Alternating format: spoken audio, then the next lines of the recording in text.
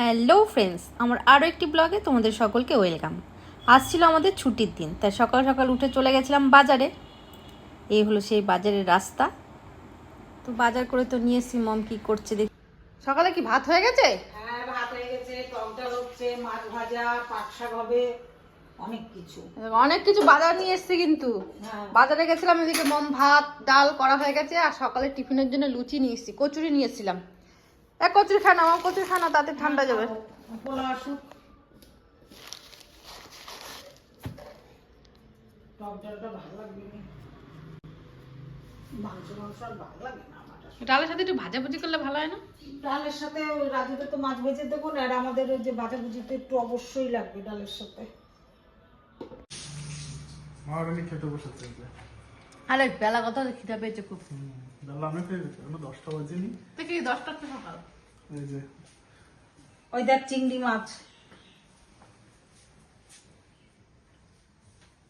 ওখানে কি হচ্ছে? টক ডাল।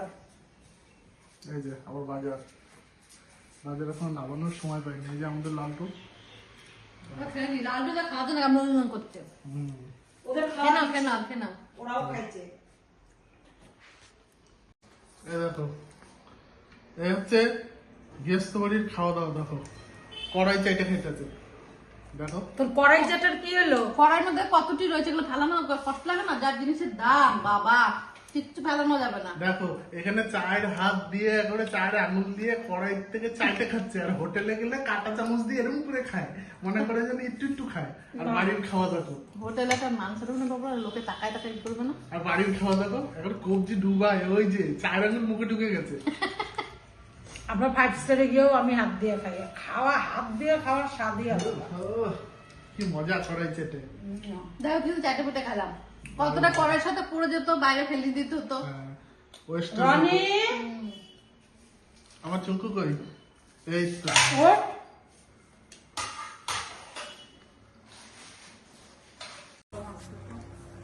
তুমি কি করছো গো চামচ দিয়ে? মাছগুলো খোঁচাচ্ছ কেন? আরে খোঁচাচ্ছি না, দেখো চিংড়ি মাছের ভিতরে শীত থাকে, দেখো এটা হ্যাঁ। এটা না তুলে পেট খারাপ করে, এটা ফেলে দিতে এ হয়। বাবা, তাহলে এইভাবে মাছগুলোকে খুচিয়ে খুচিয়ে কোথায় খুঁজছি? এই দেখো চামচ এখানে কাটলাম, মাছগুলো কষ্ট এই পাচ্ছে না? এই দেখো, ঠিক আছে? এই দেখো, চামচের সুবিধা হয় কিন্তু। হয়তো জানতাম না। আর মা আবার কিভাবে চটকাচ্ছে চিংড়ি মাছগুলো। ইস,